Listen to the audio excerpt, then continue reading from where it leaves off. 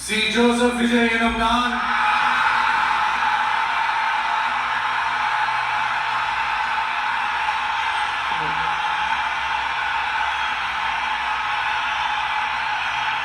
சட்டப்படி அமைக்கப்பெற்ற